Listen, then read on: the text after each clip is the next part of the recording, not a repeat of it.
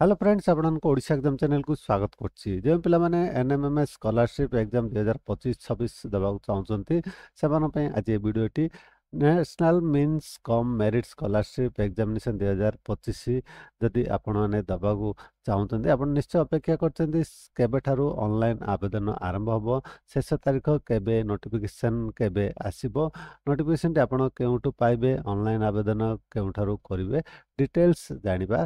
ତା ପୂର୍ବରୁ ଯଦି ବର୍ତ୍ତମାନ ପର୍ଯ୍ୟନ୍ତ ଆମ ଚ୍ୟାନେଲକୁ ସବସ୍କ୍ରାଇବ୍ କରିନାହାନ୍ତି ସବସ୍କ୍ରାଇବ୍ କରିନିଅନ୍ତୁ, ପାଖରେ ଥିବା ବେଲ୍ ଆଇକନ୍ ଦବାବାକୁ ଭୁଲିବେନି। ପ୍ରଥମେ ଜାଣିନେବା ଏହି ସ୍କଲାରସିପ୍ କେଉଁମାନେ ଆବେଦନ କରିପାରିବେ। ଏହି ସ୍କଲାରସିପ୍ ଅଷ୍ଟମ ଶ୍ରେଣୀରେ ଅଧ୍ୟୟନ କରୁଥିବା ଯୋଗ୍ୟ ଛାତ୍ରଛାତ୍ରୀମାନେ ଆବେଦନ କରିପାରିବେ। ବର୍ତ୍ତମାନ ଆମେ ଜାଣିବା ନ୍ୟାସନାଲ ମିନ୍ସ କମ୍ ମେରିଟ୍ ସ୍କଲାରସିପ୍ ଏକ୍ଜାମିନେସନ୍ 2025-26 ବା ଏନ୍ଏମ୍ଏମ୍ଏସ୍ ସ୍କଲାରସିପ୍ ଏକ୍ଜାମ 25-26 ପାଇଁ ଆପଣ ନୋଟିଫିକେସନ୍ କେଉଁଠୁ ପାଇବେ, କେବେ ଆସିବ, ଅନଲାଇନ୍ ଆପ୍ଲାଏ କେବେଠୁ ଆରମ୍ଭ ହେବ, ଲାଷ୍ଟ ଡେଟ୍ କେବେ।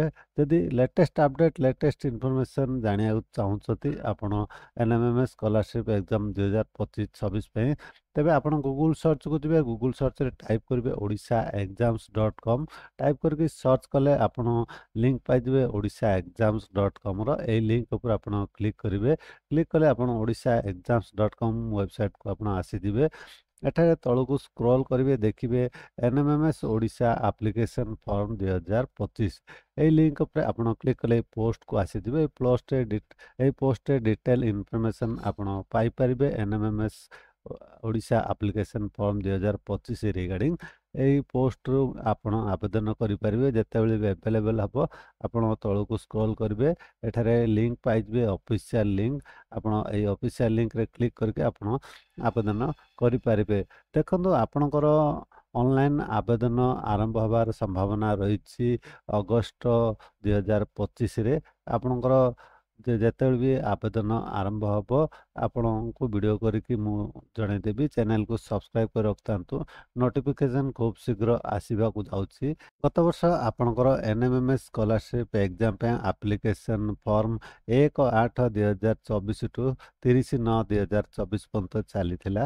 ସେହିପରି ଆମେ ଆଶା କରିବା ଏହି ବର୍ଷ ମଧ୍ୟ ଅଗଷ୍ଟ ମାସରୁ ଆପଣଙ୍କର ଅନଲାଇନ୍ ଆବେଦନ ଆରମ୍ଭ ହେବାର ବହୁତ ସମ୍ଭାବନା ଅଛି। ଆପଣଙ୍କ ନୋଟିଫିକେସନ୍ଟି ଖୁବ୍ ଶୀଘ୍ର ଆସିବାକୁ ଯାଉଛି।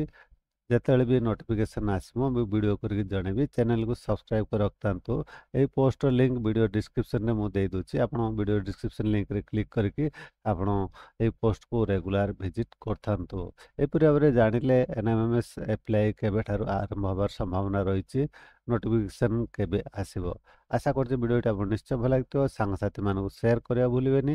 ଆପଣ ଆମ ଭିଡ଼ିଓ ଦେଖୁଥିବାରୁ ବହୁତ ବହୁତ ଧନ୍ୟବାଦ।